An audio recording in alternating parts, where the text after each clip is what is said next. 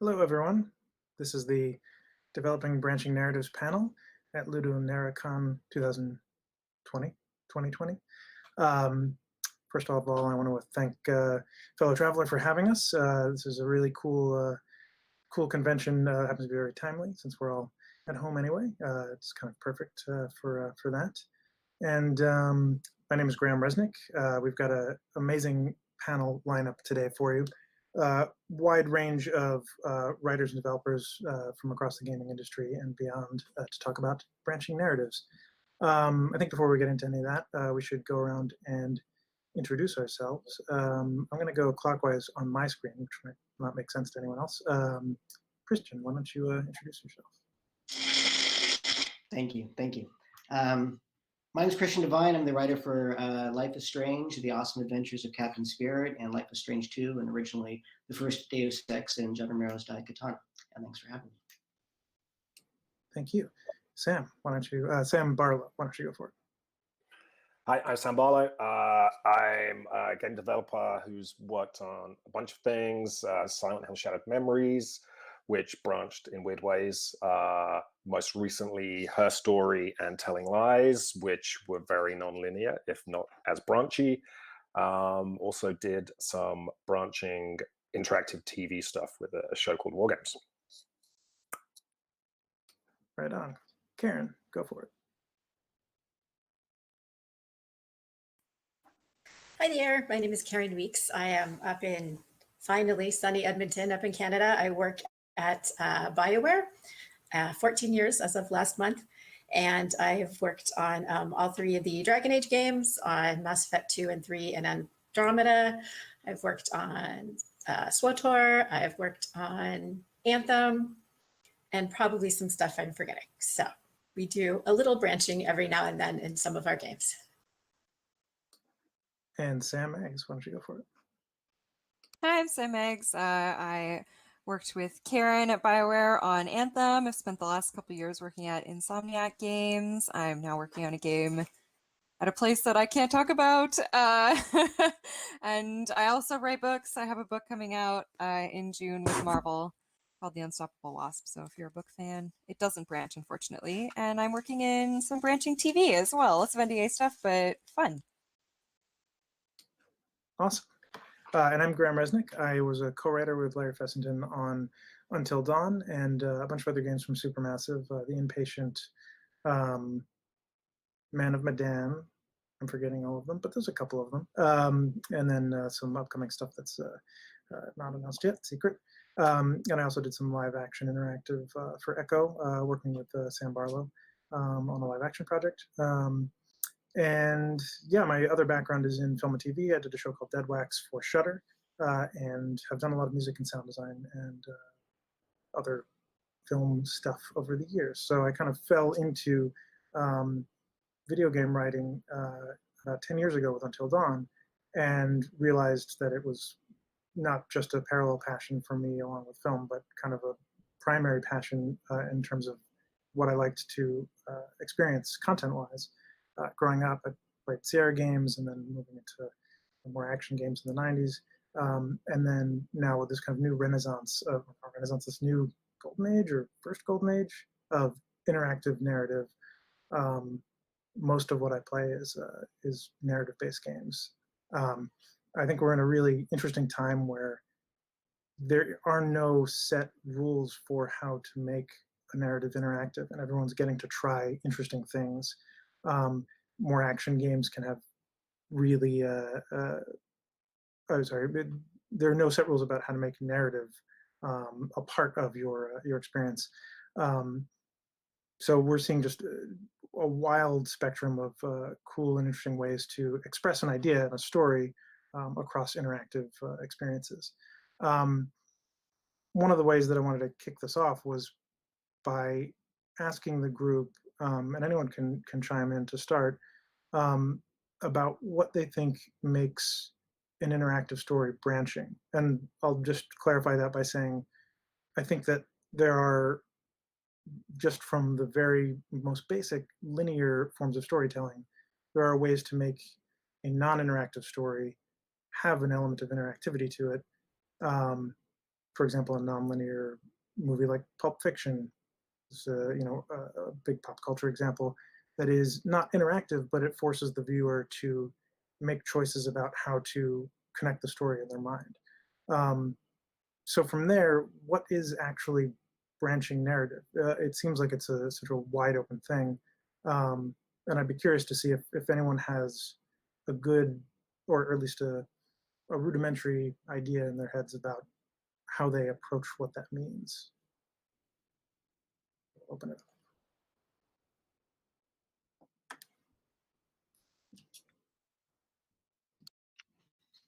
Class, Bueller.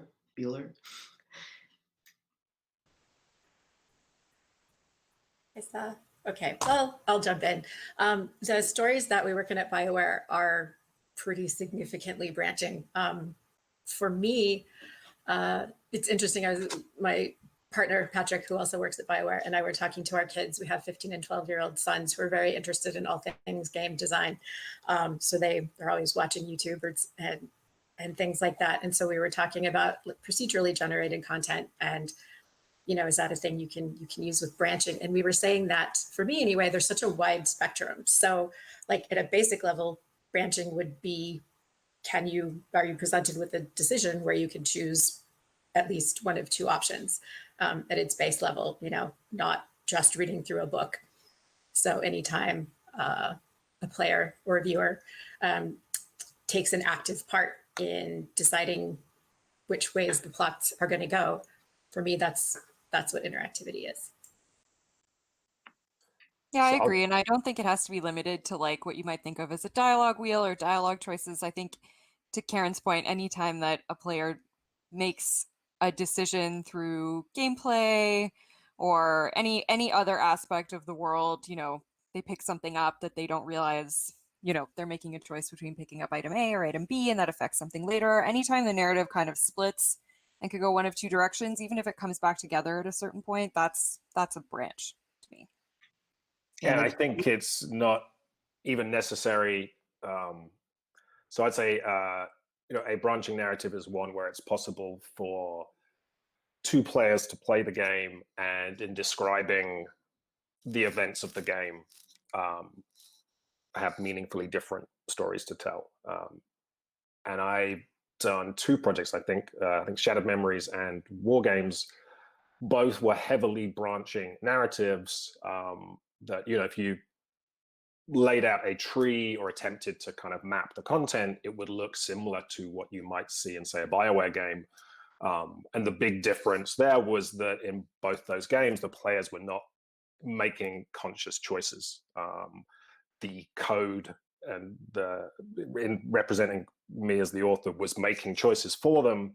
So everyone got this unique, different narrative, different plot, different moments, but there wasn't a conscious choice, which I think for me is a useful way of differentiating some things.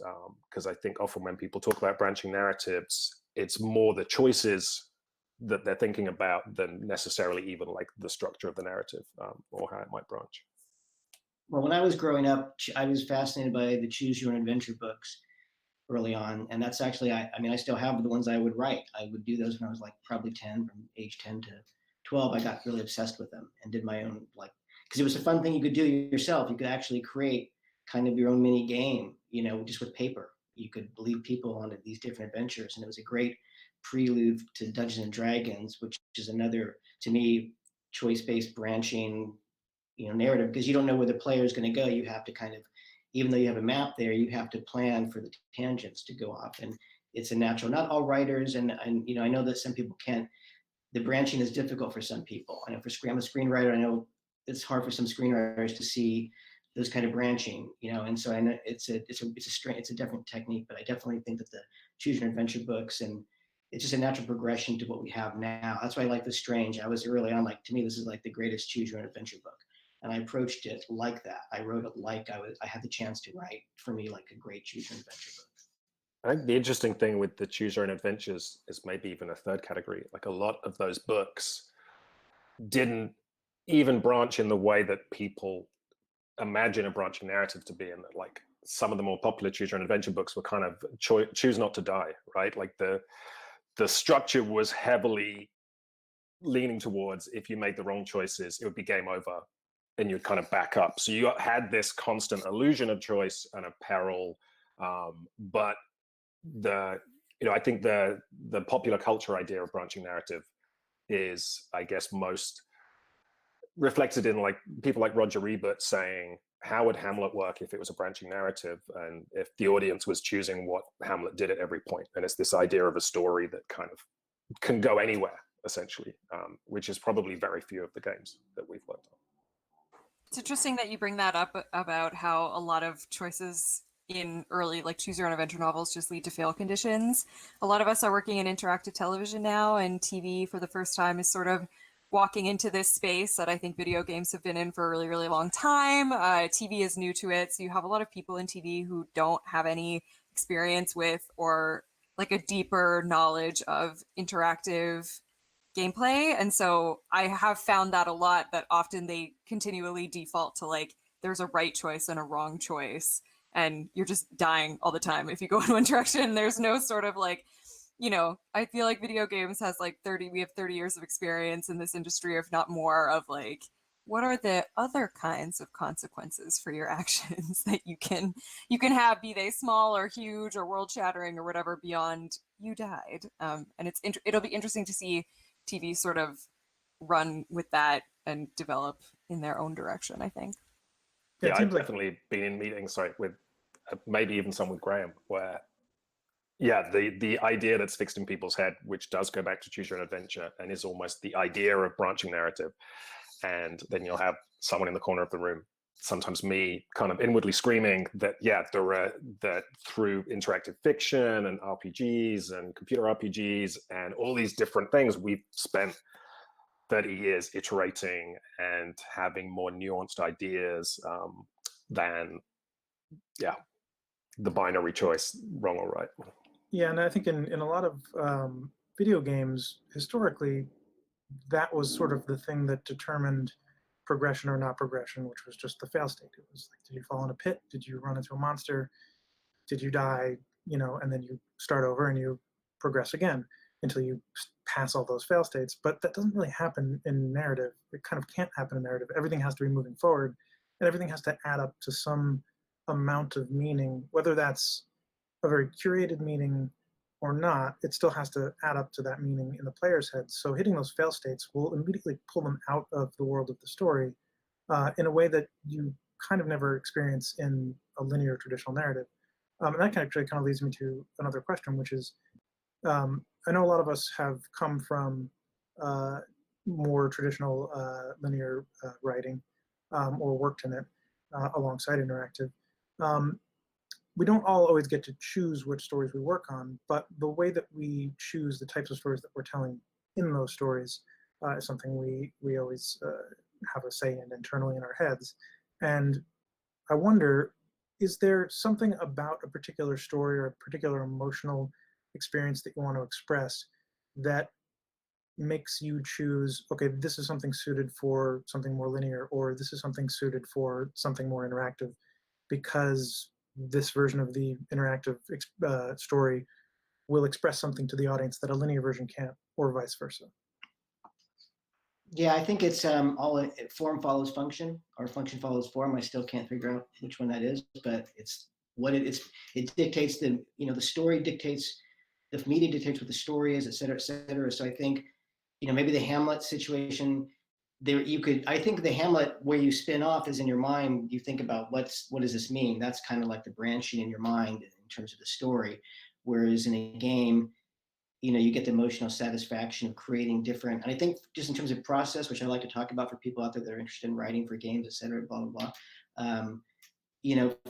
For me, it's hard for we're all familiar with this, but branching to me is very simple, because to me it's like you don't want to lose the forest for the branching, et cetera, et cetera. But you just follow one story to its end. Even when you're just branching, you follow that story, then you don't think about all those other things, because you'll go insane when you see this Excel and you see the YED and the layout, So I think it's just a matter of, you get the chance as a writer and a creator to follow all these different stories to different endings and create them. That's the exciting thing. So it's not, you see, I put equal weight in every single branch. Like you have to put equal narrative weight, emotional weight, character weight, and not treat everything as, there can be fun branching, of course, off to nowhere and back again. But yeah, that's a short version of that. I just want to give a quick shout out as well, Christian. You keep mentioning like Hamlet or branching Shakespeare.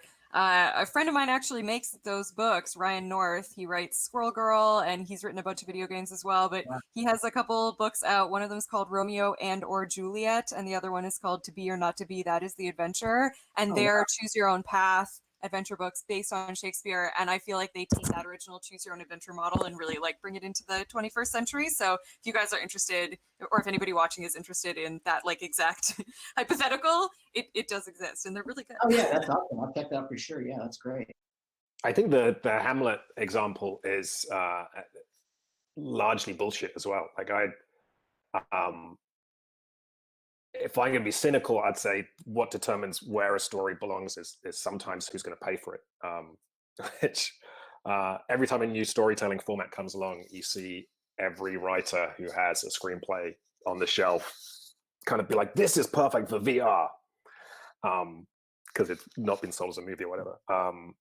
But I think the thing that fascinates me is, and it's surprising that someone like Roger Ebert would have that opinion, because he would, I imagine, have been pretty knowledgeable about the craft. But like, as any writer knows, the writing process, and whether or not there is an author leading it, is very iterative. And I mean, there are very famous examples even of movies, say, that have been shot, tested, and the ending changes. In fact, more often than not, in the kind of bigger productions, Dickens would put out his books volume at a time, and he would change endings. Great Expectations is a great example where he came up with an alternate ending because people didn't like how it ended. And when you're in the writing room and you're breaking a scene, whether it's linear or not, you might come in with an idea of where this scene is going to go, and when you finish writing it, it's gone somewhere else.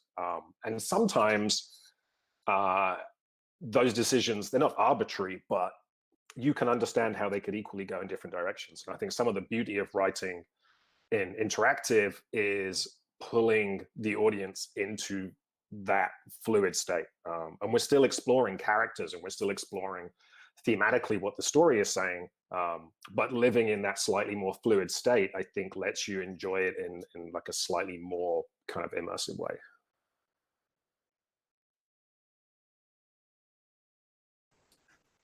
Yeah, when Sam was talking about who's going to pay for it, that it has to dictate a lot of, at least in games, it has to dictate a lot of how much branching can we do. When Christian was talking about it, branching narrative sort of feeding off it, or being similar to D&D, I think that's a pretty good parallel for it, because anyone who's played in a game, much less DM'd a game, knows the amount of planning that has to go into, you can't just plan for one story. You have to plan for a whole bunch of them, and you may not even get to this place that you've planned for. So, if you're going to change the action, change in outcome, you have to plan way out for that, and that can get exponentially complicated very quickly. And so I'm probably biased by where I work, but exploring character relationships is I think is a good type of writing, because you can still feel some way, AKA want to romance everyone, or not. And that doesn't, how you interact with those individual characters and character types doesn't dictate, the plot's going to change completely. So that's one way to kind of keep things relatively on the rails in terms of the plot you're telling, but just explore all over the place with characters and themes interacting with other humans or not humans. So character type relationships, you can really get into a lot of interesting exploration in a bunch of different ways without it requiring you to make like 70 different levels that people may never see. I think those are as well the interesting choices. I mean, there is this constant battle between what I think is still the marketing idea of branching narrative and the reality for developers and players, in that, you know, the classic choose your own adventure is anything could happen. We could go to a different planet, go here, we could save the world, not save the world, like all these different options are open to us. And sometimes if you have a game where everyone gets the same ending, and I remember, like, I don't think it's true anymore. It used to be that like reviewers, if they were reviewing your game with branches, would feel that it was their job to have to play it 3 times and assess like how truly branching it was. But to a player, like, does the world get saved in an epic sci-fi story? Probably. Like, that A plot is the least interesting thing in the story, because we know how these stories play out. If I go and see a big Marvel movie, I'm pretty sure things are going to follow a certain curve, but the stuff I dig and really am interested in are those character moments, and that's where it can get more subjective, and where, you know, different people are going to dig particular characters or want to mix things around. So at the end of the day, does do the, you know, the good guys destroy the alien menace is less interesting than, you know, do these 2 people fall in love? Like, my go-to example from Linear is The Verdict. It's a wonderful movie, and the A plot of that movie is, will Paul Newman get redemption and win this big trial? Spoilers, he does. But the really interesting beat is, will he continue his relationship with Charlotte Rampling, who betrayed him? And the movie does not answer that question. Like, it goes out, you see her calling him, and it cuts before he answers the phone. And that's like the super interesting, rich content in that story, is this relationship between these 2 people. So I think it's not even like being clever and economical, right? It's actually where, interestingly, do we want to put this subjectivity and this variation? I think that's an interesting point, because it differentiates between what people determine or think of as plot, because there's almost always 2 plots going on in any narrative, linear or interactive, and especially in interactive, where you have a literal plot, which is just, do we save the world or not, or whatever. And then there's an emotional plot. And the emotional plot, especially in something interactive, the literal plot is something that players or viewers are wondering about, and they're just kind of waiting to see what happens. But the emotional plot is what they're living and what they're experiencing internally or empathizing with. And so in interactive, they're empathizing in ways that you really never could in linear, because you're taking agency over the characters. When you guys approach characters in interactive, does this affect the way that you think about the characters that you're writing? Is there do you think of them almost more cloud-based as potential rather than like A to B to C, or do you still have to find a kind of more linear structure to start with to approach it? Well, I think you have to, depends once again, it's form follows function. What are you doing with those characters? What's the ending for their, you know, I think that we were talking, you were talking about a golden age of narrative video games. And I've always said it's a blue age, which is kind of my theory about not the new age. We're in a blue age, which is a technological age and a screen, you know, the blue glow. And so to me, it's a blue age of storytelling. It's really a great time for storytelling because of this. And just from my own experience with Life is Strange, I mean, I know I've gotten immersively attached to characters in games, et cetera, movies, blah, blah, blah. But watching, you know, players have these relationships with the characters in Life is Strange, where people are crying and having these really, I was like, this is something different to me. This feels very different. And of course, the agency that you have when you're the player is so much more unique and so personalized than when you're watching a movie. You instantly become that you're connected to that. So I think that's, and what we talk about Roger Ebert, I purposely slipped in Russ Meyer's name in Life is Strange because Roger Ebert famously said that video games could not be art. And of course, he was completely wrong about that. And I think if he was around now, he would completely be like, yeah, it's cool, okay. But he wasn't seeing it, you know, then. But I think, you know, I just think that right now we're in such a great age where characters and narrative is so important and so intertwined, you know, and I'm sure everybody else has their own take on how this, you know, plays out right now. But I just think that's the cool thing going on right now. Yeah, I think if you approach branching narrative from a standpoint of, again, this is something I'm seeing in TV a lot, is if you approach it from the standpoint of like, I'm going to write out the whole linear narrative as if I was writing a normal script, and then I'll just like add branches. That Yeah, Sam's like freaking out. Yeah, it's frustrating because at that point you've sort of established the correct path. You've established like the actual path that you want players to follow, and then the side ones, like Christian was saying, like every path actually has to have the same amount of emotional resonance and importance and heart in it as the, as each other. So starting out with like this main path and then adding branches, I think is not an ideal way to go about crafting a branching narrative. I think you have to think about it as each one is a separate story that makes an equal amount of sense that a player would equally want to do, even if that means giving a character a bunch of different personality types. I think like Hawk in Dragon Age 2 is a great example of that, where like the choices that you make as Hawk are kind of based on what kind of person you want to be, and there's no wrong way to be that person, but they are very different people depending on the choices that you make, but there's no correct version of that person, and so you really have to write every single kind as though it's where you're supposed to go. I branched a bunch of different places there, but you understand what I'm saying. I think it's not a great way to plan a branching story by making a linear story, but it makes sense.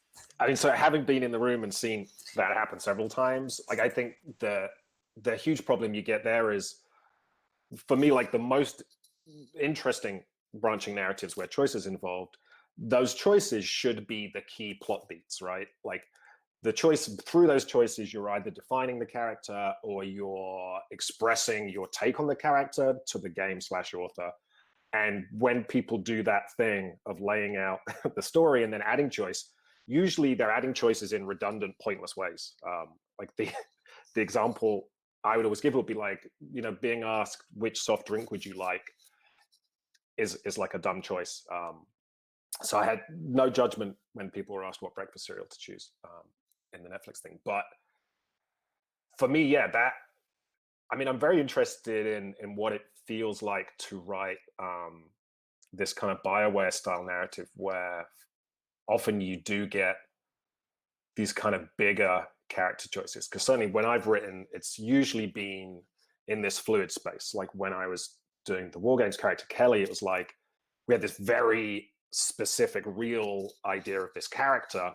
But like any human being, based on what somebody says to her, what side of the bed she gets out of, she can go different ways and it's still true to that character. And she's still exploring these relationships and themes. Whereas I guess, and again, like if I relate this back to a linear writing process, I think people would be surprised at how fluid, like there is no canon within the writing process, right? You might get to a bit and you're like, this scene just isn't working. And you swap lines between characters. You're like, we're going to take all the lines that the detective had and we're going to give them to this other character, right? And you might tweak them for character voice, but like one of the things you do to mix up narrative is to throw stuff around like that. But yeah, those particularly, like if I think I played BioWare games and my character ends up being horrible racist, right? And you can probably go in a very different way. How do you go about conceptualizing that character when you have these bigger shifts?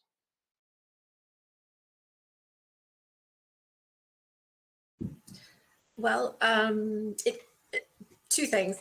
First, there is a difference in how we approach the player character, the protagonist, and then the companion characters. And the protagonist can vary. Like the Inquisitor in Dragon Age Inquisition was fairly blank slate, and so you could apply. We tried to set it up so you could apply a lot more personality. The way you reacted to something, you're going to be straightforward. You can be kind of a smart aleck about it, where you're going to be nice to people, supportive. So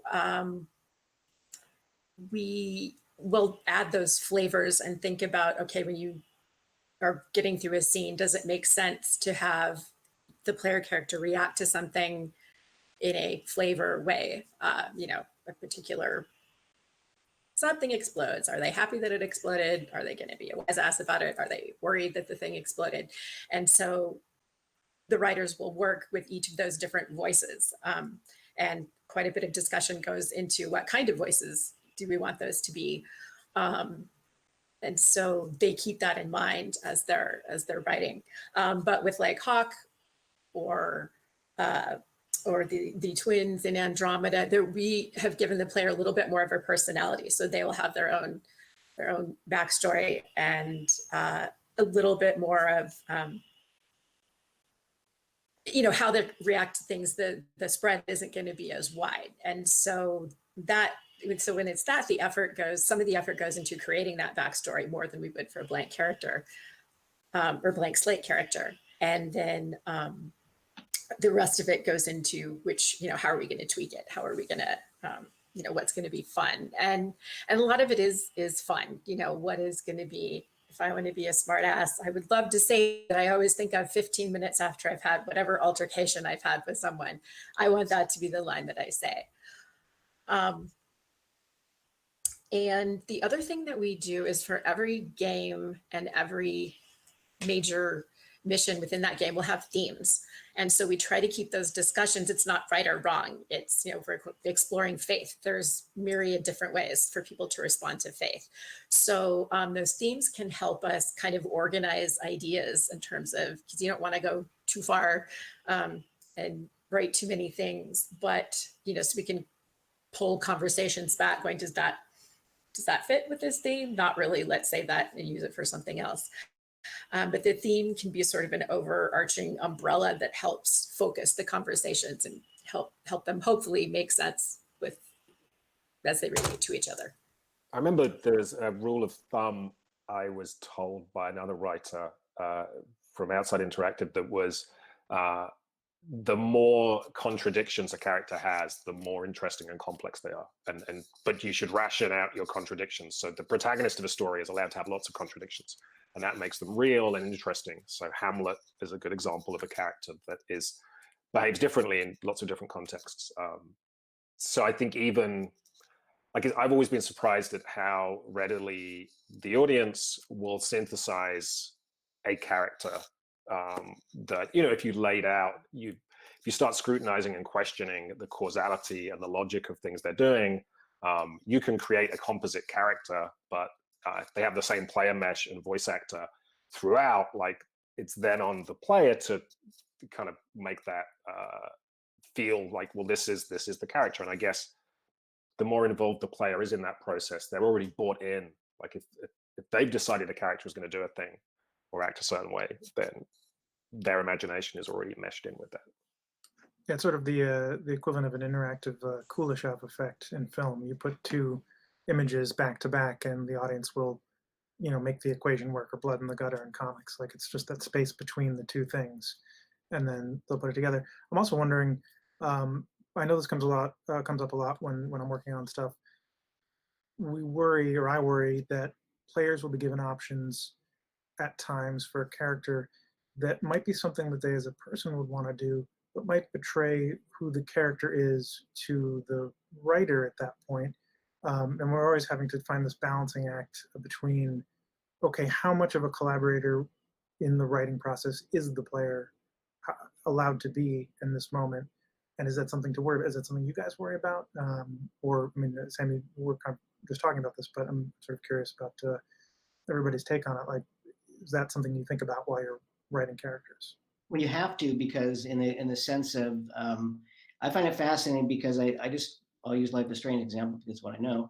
It's just watching players decide to become. There are two types of modes. It seems like people choose to do exactly what they think Max would do, or they would choose what they want Max to do. And that is just interesting. You would just totally see that play out. It was very fascinating. Maybe there's another hybrid of that, but people would be like, no, Max would not do that. Max would do this. Other people like, fuck, Chloe's living, whatever.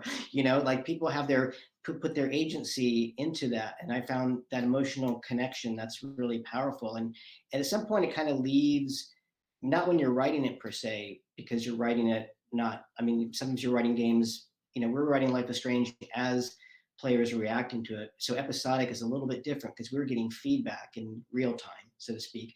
And as people should understand, a game can't be really changed overnight or that drastically. It's just the time it takes, the development, the mocap, animation, voice, all this stuff. It's very hard just to throw something or change it. We did add one scene with Kate, a character, because we love the character and we were able to, and it was a nice little scene we could throw in there based on the amount of character response, the audience response. But I do find it fascinating the way that the player agency, some people want to live out vicariously through the character, and some people want to put their own emotional projection into that character and create that world. I think people might find it really interesting to know. I was just asking my partner, who used to be a producer at BioWare as well, and people generally just want to be nice. Like, people want to be nice. I think something, he said 8% of players in Mass Effect play Renegade. 8. That's not a lot of players. Like, 92% of people just want to be nice to the video game characters. And you know what? I think that's something about that really like warms my heart. Generally, everyone is good. Gave me hope Life is Strange. Just throw it in there. Seriously, so many people chose not to do the mean thing. It actually gave me great hope for the future. I'm not kidding. I really feel that way. It's amazing. Yeah, and I think there are people who want to try it just to be like, oh, what? But when I actually punch someone, I feel horrible. Like, every once in a while, it can be vicarious thrill, but yeah, it's. I think this is one people of want to watch other people punching them. They don't want to do it themselves. It's like one of the things that we know about, but is not necessarily the marketing pitch, is that very often having the evil thing to do as an option exists more to make the good option feel good, right? The fact that you could have gone that way, because everyone thinks of themselves as a hero, whatever narrative you're in, right? But I think, yeah, those are, and kind of back to what you're saying, Graham, like in linear, you call it dramatic irony, right? When the audience knows something that the character doesn't, as a different frame of reference, and is therefore willing them to do something. And that conflict between the character's knowledge and your knowledge, and the strange, like even watching a movie, you exist in this strange middle ground between being moved by the character's plight, seeing through their eyes, and still having the perspective. And like 99% of Hitchcock movies and suspense movies are built around what the audience wants the character to do, or what they know is going to, or think is going to happen when the character does the thing. So for me, like shifting the brain between linear and interactive it's not that big a difference. It's still, we're in this mushy thing, right, between these different ideas. I think we're going to try to take a few questions from the chat. Okay, let's see. Audience question: what tools for branching writing do the studios you work at have? Does anyone want to jump in with the trade secrets? I started out for Life is Strange. I kind of did it when I got the game. I did a Twine test. I think Twine is a fantastic tool. If people don't know about it, it's probably one of the best to me. Like this instant narrative, branching tools. It's fantastic. It's very, you can learn it really quick, and you can show people what you can do. By the way, with I was able to use that as part of my test for Life is Strange. So, and we have I think every company has proprietary software for this. So I think it's all different, but we have our own software. But we also use graphs and Excel, all sorts of different charts, and it's handwriting. So it's multi-format. Yeah, I use Twine for my BioWare test as well. Twine is such a great tool, especially because you can make and finish a game by yourself with no other design experience, and then you have something to show people as an example of your work. Often if you're trying to get into games writing professionally, people want to see something that you've made. Not a lot of people have made, finished, and published something, so Twine is a really good way to do that and to show that you're able to, just the ability to finish something puts you like far ahead of the pack, honestly, in terms of everybody else who just wants to be a writer, just make something. At BioWare, we had our own tool within Frostbite, but there are versions of that for Unity that are functionally identical. I think like Inkle is out there now, and there are lots of different ways, but at all the other studios I've worked at, they use Excel spreadsheets. It's terrible. We did the first version of Until Dawn, the PS3 Until Dawn that was canceled. We did in Excel, and it was a nightmare. Right. I'm gonna stand up for Excel. Sam basically said another thing we do use is Visio to plot out some of the branching, just very high level beat by beat. If you make this choice, here's what's happened, here's what happens, just to make sure that we aren't giving short shrift to one of the branches. So that can be helpful just for the basic logic to visualize it before you start writing any words. That's another thing that can be useful. Well, I find that it's actually, as a screenwriter and writer, I will, for certain scripts, I'll lay out cards, index cards, and put a scene on there and lay it out. And you end up with kind of an emotional board that's got 3 acts or so. And you can totally do that with branching narrative. And a lot of Life is Strange dialogues, I just, working with narrative designers on my own, I would just branch out writing it. Just, you can kind of see a visual, emotional story kind of be created in that kind of visual space there. I mean, the kinds of things I've created, my thing is that I never want the audience to see the graph, right? The node diagram. So I've usually worked in setups that can't be mapped out with a diagram, that are more kind of fluid, which end up being Excel, weird macros and stuff. But also the ink language, I think, is the most wonderful for writing essentially text-based things. Like the beauty of that, and there's a similar language, choice script, where you're just writing in a text document. So you're writing as a writer, and then you'll just put some little symbols in, and it will kind of start creating nested branches and stuff. But those are like super fun tools for people that want to stay in a text editor, but still have all this kind of richness. Let's do one more question. What are some tricks or tips to making branching narratives have high replayability? It's an interesting question. Anyone want to jump in with that? You have to make each storyline as powerful as the previous one. And I think every game, is what Sam was talking about earlier in terms of like, I have a theory too, like there's only, not everything is suited to a branching narrative. There's some stories that I want, that linears have, we should have plenty. I don't want just one choice. I want a buffet of choices. So literally, but with that buffet, I don't mind that. I'm totally okay with linear narratives. And so I think the replayability comes, and if Life is Strange, I just saw it firsthand, like people will go over and play every branch. They'll find every branch. They go through every branch. They would go through everything in that game. They go through every single thing.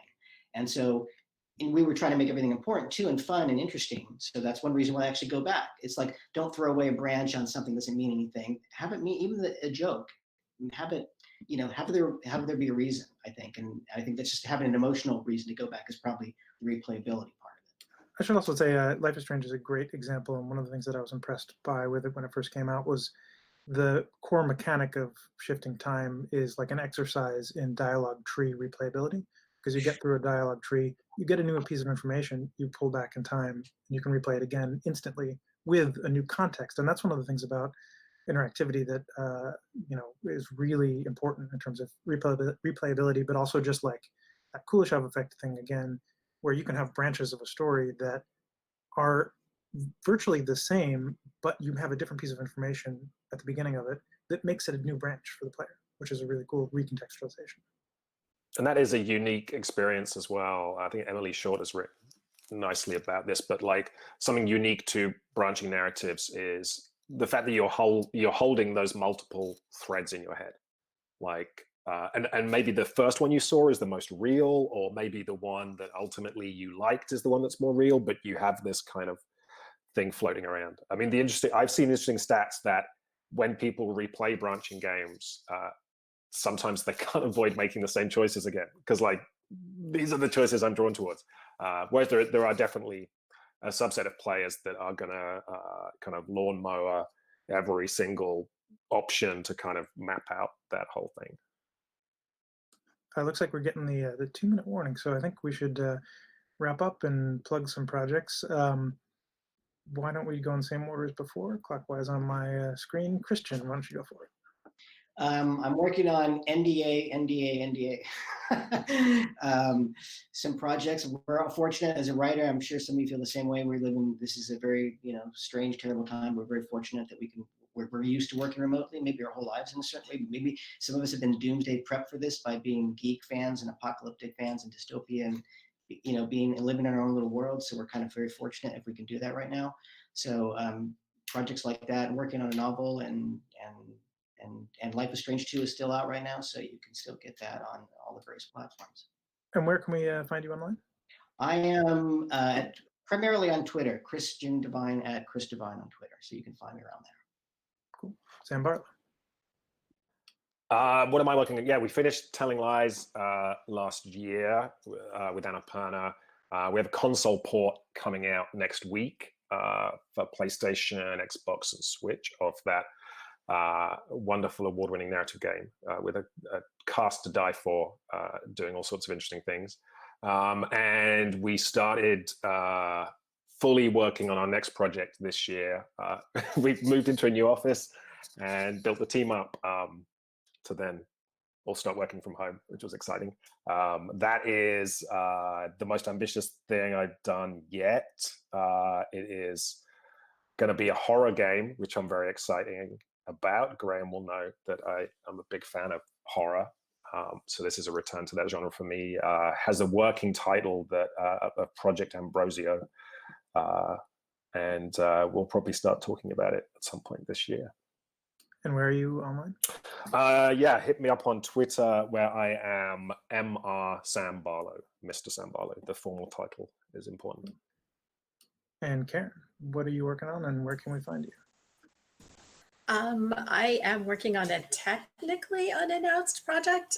If you follow BioWare at all and care, you can probably guess what it is. It may or may not have to do dragons, but it is technically unannounced. So I'm working on that, and I'm on Twitter at just my name, Karin Weeks, Karin with an I, and Weeks with an extra E at the end. Cool. And Sam Maggs? Yeah, so none of the games that I've worked on over the last 2 years are announced, so I can't talk about them. One day I'll be able to talk about them.